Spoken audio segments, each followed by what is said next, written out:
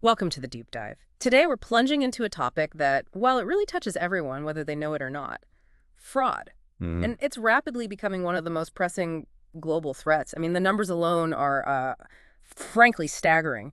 In 2023, global losses hit an unbelievable U.S. $485.6 billion. 485 billion is We're huge. talking about one of the fastest growing financial crimes worldwide. And it's truly startling how central fraud has become to the broader criminal ecosystem. The US Treasury's 2024 report, it highlighted fraud as the primary driver of money laundering and illicit finance in the The US. primary driver, wow. Yeah. It's not just, individual scams anymore. It's the largest revenue generator for criminal proceeds. So it's a massive priority for governments Yeah. and financial institutions, or FIs, as we'll probably call them. Right, FIs. And it's definitely not just a U.S. problem, is it? I saw a survey by ACAMS, that's the Association of Certified Anti-Money Laundering Specialists. Mhm. Early 2024, their survey found that anti-financial crime pros globally ranked fraud as their third most pressing threat. Third, that's high. It is. We've seen the impact escalate, extreme financial loss, economic instability, even societal concerns, so much so that places like the US, UK, European Union, they've actually elevated fraud to a national security threat. National security, that really tells you the scale. So when we talk about nearly $500 billion in losses, Yeah. what does that truly mean for individuals, for businesses, the economy? Well, that profound damage really underscores why this deep dive is so important. For individuals, it can be devastating. Loss of life savings, long-term trauma. Airpole. For businesses, it cripples efficiency, diverts resources. It can even lead to bankruptcy in some cases. Right. And for the wider economy, it stifles innovation, investment. Ultimately, it means higher prices for consumers for you. So fraud prevention isn't just a business thing. It's really becoming a societal obligation. Absolutely. So our mission in this deep dive is to give you a shortcut, basically, a way to understand this incredibly complex, rapidly evolving landscape. Yeah, it's changing so fast. We want to unpack why it's so pervasive, the surprising, often insidious ways it operates, and, the strategies being developed to actually combat it. And we'll definitely be exploring the role of technology. That's Mhm. undeniable. Things like generative AI. They're fueling new, highly sophisticated schemes. AI-powered fraud. Oh, yes. And you'll see how fraud, cybercrime, money laundering, they're all increasingly tangled up. The lines are getting really blurry, hard to untangle. Okay. And we'll also touch on the huge challenges for the EFIs, right? Mm. Like trying to balance strong security with, well, not annoying customers too much. The customer experience piece, yeah, crucial. And the complexities around liability, who pays when fraud happens, that differs everywhere. It gets very tricky, especially cross borders. And this next point, I think, really challenges a core assumption many of us have. We'll look into the unexpected human element. The fact that those carrying out fraud aren't always willing participants. That's a critical piece. It's not always what it seems. Exactly. So by the end of this deep dive, the idea is you'll gain crucial insights into this threat impacting individuals, businesses, the global economy, Mhm. hopefully helping you be well informed and, recognize why proactive measures are so vital. Let's dive in. Okay, so let's start with the current landscape. Fraud in 2024. The sources are pretty clear. Cyber-enabled crime is the top threat. Definitely. Recent tech advancements have just caused this rapid surge in recorded fraud, all enabled by, digital platforms, the dark web. Mm-hmm. We're talking billions of dollars in losses just from authorized push payment scams since 2021 alone. Billions. That really paints a picture, doesn't it? Yeah. A dramatically changing battlefield. Mm-hmm. Fraud used to be maybe more isolated incidents. Now, it's truly global, driven by organized crime groups. Organized crime. And they are leveraging the latest AI tools in, frankly, incredibly sophisticated ways. Think deep fake voices for impersonation. Oh. Or designing fake mobile apps that look exactly like your bank's app to steal logins. Scary. They're deploying scams with digital currencies, infiltrating company supply chains. What's chilling is they're also using machine learning to analyze consumer behavior patterns, To do what? to craft highly targeted phishing campaigns. It's almost like they have their own malicious marketing team. So criminals are running sophisticated marketing campaigns for scams. That's genuinely chilling. It is. And it sounds like with digital platforms expanding, even everyday people might get drawn into these schemes, maybe unknowingly. or sometimes knowingly. That definitely happens. Are there major global fraud types we should be aware of that show this trend? Absolutely. The big ones we see consistently are things like business email compromise Hmm. or BEC, Okay. those increasingly common pig butchering What are scams. those? Yeah. Brutal name. It is. Romance scams, investment scams, and of course those authorized push payments or APP fraud we just mentioned. They're all global, all increasingly tech-enabled. You mentioned the scale, but what's really driving this rapid acceleration? Is it just the tech, or are there, like, deeper societal or economic things happening? It's definitely multifaceted. The evolution of fraud is deeply linked to global economic conditions, shifts in consumer behavior. Criminals are incredibly opportunistic. Opportunistic how? Well, they exploit crises. Think about the pandemic or wars. They prey on fears and vulnerabilities.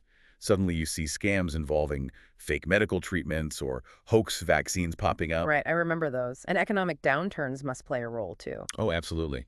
During recessions, you often see a spike in loan and credit fraud. People get desperate, look for other financial resources. Makes sense. Conversely, when the economy is booming, investment scams can surge. People want to capitalize on perceived opportunities, and fraudsters exploit that optimism. Okay, so economics is one factor. What about consumer behavior? That's huge. The undeniable shift towards digital engagement, online banking, mobile payments, digital wallets, Mm. it just creates entirely new avenues for cyber fraud. Like phishing? Phishing, identity theft, unauthorized account access, yeah. Hmm. And authorized push payment fraud, APP fraud, where victims are tricked into authorizing payments themselves. Right, you mentioned that. It's a prime example of this digital vulnerability. It covers schemes like invoice fraud, business email compromise, CEO impersonation, basically tricking you into being your own fraudster. Tricking you into being your own fraudster. That's a stark way to put it. Given all this, it's no surprise FIs are shifting strategies. I saw the global fraud prevention market is expected to just skyrocket from about, what, US $44 billion in 2023 Yeah, we're around there. to US $182 billion by 2030. That's a massive jump. Really shows the urgency they're feeling. Indeed. FIs are deploying sophisticated tech solutions, real-time detection, pattern recognition, customer authentication, looking for abnormal behavior, advanced data analytics, machine learning models, even blockchain sometimes. Sounds impressive. It is, but this path has its own challenges, big ones, like navigating data privacy concerns, integrating these new tools with creaky old legacy systems. Right, trying to run cutting-edge AI on, like, Windows 95 architecture. Exactly, it's like that. And managing the sheer cost and complexity of the technology itself. Okay, we've touched on the scale and the rapid evolution. For the FIs specifically, what would you say are the absolute toughest obstacles they face fighting this? Well, one of the biggest is simply the speed at which fraud tactics evolve. Fraudsters operate like agile startups. They're constantly developing new schemes, tweaking old ones to bypass detection systems. It's that cat and mouse game, but turbocharged with tech. Precisely. But the mice are using AI to analyze the traps now. They might send small test transactions to see what flags an alert, then scale up rapidly when they find a blind spot. So FIs are forced into this constant, expensive loop of tweaking their algorithms. Exactly. And there's a skill gap, too. The workforce can sometimes lag behind in the knowledge needed to spot and respond to these new techniques. Yeah. It really highlights the critical need for continuous training, professional development. A skill gap. Even with all these advanced tools, does that mean the tech is outpacing the talent, or are FIs maybe not investing enough in upskilling? It's probably a bit of both, varying by institution. And this brings up another major hurdle you mentioned, balancing friction with customer experience. Friction. Those extra steps like verification checks, crucial for security, obviously, but too much friction. People get frustrated. They might even abandon a purchase or opening an account. It's a really delicate balance. Customers expect safety and convenience, smooth onboarding, fast payments. So how do FIs manage that? Well, communication is key. Explaining why those steps are there to safeguard their assets can help reduce complaints, improve satisfaction. But the challenge is finding that sweet spot, that optimal level of friction that actually reduces risk without killing the customer experience. Being smart about when and where to add those checks, maybe. Exactly, risk-based friction. And then there's integrating the advanced tech itself. AI, big data analytics, powerful tools, yes, but implementing them means huge initial investments, software, hardware, integration processes. And as you said, many FIs are still dealing with older legacy systems not built for modern AI. That integration must be a monumental task. It really can be. Seamless integration needs meticulous planning, execution, often specialized IT folks, and even then, skill gaps in the existing workforce can be a hurdle. Staff might lack the training. So they end up relying on external consultants or doing major internal upskilling. Adds to the cost again. Adds to the cost and complexity, yes. Okay, what about collaboration? Sharing information sounds like a no-brainer, but I imagine it's full of challenges in practice. It is. FIs need to work closely with each other, regulators, government agencies to stay updated on emerging threats. But coordinating across different countries, different company cultures, it's tough. How so? Well, fraud reporting, escalating things to financial intelligence units or law enforcement. The processes can be inconsistent, inefficient, because guidelines vary so much. This lack of uniformity makes it hard to present a united front against the criminals. I see. Plus, resource allocation is always a challenge. Budget constraints limit investments in the best tech, the most skilled staff. And as organizations grow, just scaling up fraud prevention resources to match that growth, that can lead to gaps, leaving parts of the institution vulnerable. Okay, so the financial losses are clear. But when fraud does happen, who actually picks up the tab? This whole question of liability, reimbursement, it seems incredibly complex, especially across borders. You've hit on a really crucial and often contentious point. When fraud is unauthorized, meaning the customer didn't know about the transaction, like a stolen card, Right. regulations in the U.S. and many other places generally expect the FI to make the customer whole. Pretty straightforward, usually. Okay. But here's where it gets really complicated. When customers are deceived into authorizing payments themselves, that APP fraud, again. Ah, the tricking part. Exactly. Establishing liability becomes extremely intricate, especially with sophisticated cyber fraud tactics, maybe involving multiple countries. So it's not just was it authorized, it's what's the authorization itself gained by fraud. That makes sense. It would be harder to sort out. Does this lead to long disputes? It absolutely does. Makes it incredibly difficult to clearly pin down who's responsible for the loss. Leads to prolonged disputes and, frankly, a lot of frustration for victims. Are there different models emerging for how to handle this? Yes, we're seeing different approaches. The UK, for instance, has implemented a specific customer reimbursement model for APP scams. It mandates a uniform approach to assigning liability, aiming for consistency. Interesting. Could that become a global model? It could potentially serve as a framework, yes, but other places are tackling it differently. Like where? Well, Australia saw, $3 billion in scam losses in 2022. Their banks have all agreed to introduce pay confirmation by the end of 2025. Pay confirmation, like checking the name matches the account. Exactly. And their government is even proposing extending mandatory liability for scams beyond banks to sectors like big tech and social media platforms. Ooh, that's significant. Involving tech companies. It is. Singapore saw a nearly 50% jump in scam and cybercrime cases in 2023. They're finalizing a framework to share responsibility for phishing losses among FIs, telcos, and consumers. Sharing the burden. And in the Netherlands, in 2022, they reported 51 million in impersonation fraud. 4 major banks there reimbursed 89% of it through a voluntary leniency scheme. Voluntary. Yes, victims get 100% compensation, though the bank might adjust it if the victim doesn't cooperate fully with the investigation. So lots of different experiments happening globally on the who pays question. Exactly. And the idea that responsibility might extend beyond just the banks to other players in the digital ecosystem, that's a fascinating development. It really is, especially as tech firms get more involved in payments. Data privacy must also be a huge challenge here, right?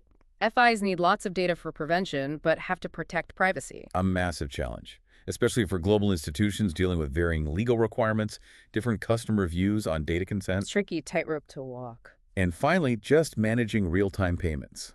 Customers expect instant transactions now, but too much focus on speed can compromise security. Overly strict measures disrupt that seamless experience.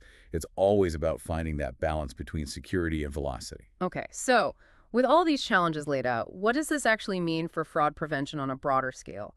The sources seem to emphasize that effective fraud risk management isn't just about ticking compliance boxes. It directly helps the business succeed. Absolutely. It's about controlling losses and costs, yes, but also maintaining a stable financial system, fulfilling a kind of social responsibility, and, as we've said, balancing that friction with customer experience. And this approach leads to important outcomes, like protecting customer money, reducing the ALI's own exposure. Right. And FIs can achieve this through several key methods. One is investing in their people, upskilling, Cross-training, talent retention. How so? Expert-led, specialized fraud training equips staff with the real knowledge to detect, prevent, respond effectively. And cross-training seems key there, making employees versatile across different fraud types. Exactly. It allows them to handle a broader range of tasks. Plus, it helps attract and keep top talent by showing clear career growth paths within the organization. Makes sense. What else? Another crucial method is collaboration and information sharing. Internally, just making sure fraud info flows smoothly across departments enhances efficiency. Breaking down silos. Right. And externally, collaborating with other FIs, regulators, government agencies, through things like public-private partnerships. Bank-to-bank data sharing allows for real-time intelligence exchange, spotting patterns, informing strategy. That collaboration really sounds like it creates a more secure system for everyone. It does. And finally, a truly proactive approach, not just reacting, but anticipating. Meaning? Adopting cutting-edge tech and data analytics to mitigate fraud before it escalates, and also educating customers about potential threats, giving them tools and knowledge to protect themselves. Empowering the customer. Yes. This whole proactive stance ensures FIs are continuously optimizing internally, staying vigilant, which leads us to a really crucial and often overlooked aspect of how these schemes actually operate in the real world. Okay, this next part you mentioned earlier sounds really insightful. It challenges that common perception of who commits fraud. It does. In today's digital world, criminals are leveraging everything: social media, web services, messaging apps, AI to scale up their illicit activities. Using social engineering AI to streamline, automate. We talked about authorized push payment, ATP fraud. That's a prime example, where victims are misled into sending money themselves, thinking it's legitimate. Right. It underlies romance scams, investment scams, pig butchering. And it accounted for, what, 75% of digital banking fraud globally by dollar value in 2023. 75%.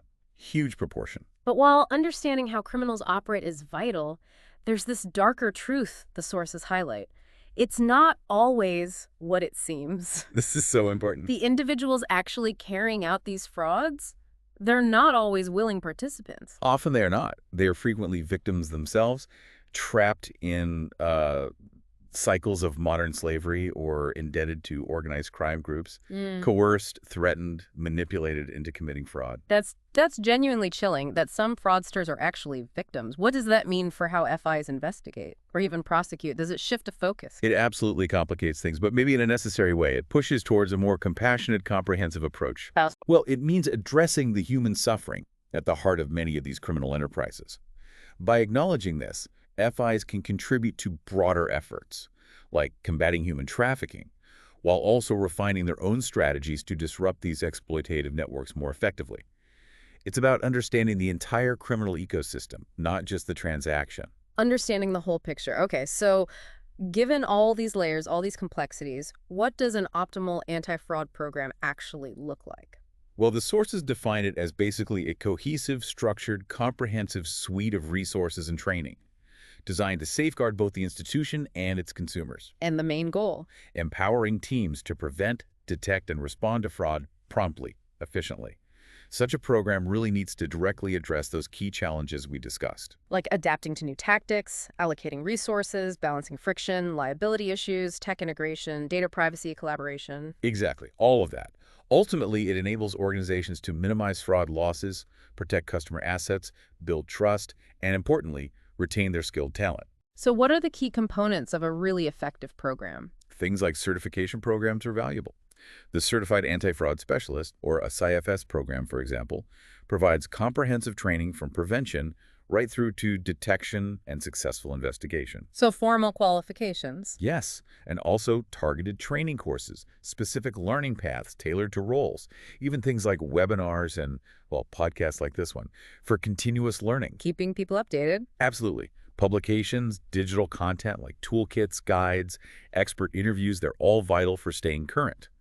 And finally, networking and career opportunities, allowing professionals to connect with peers, leaders, fostering that crucial public-private collaboration we talked about. Okay, so all these components together bridge the gap between theory and practice, equipping people with the skills and a holistic view. Precisely. And the benefits are clear.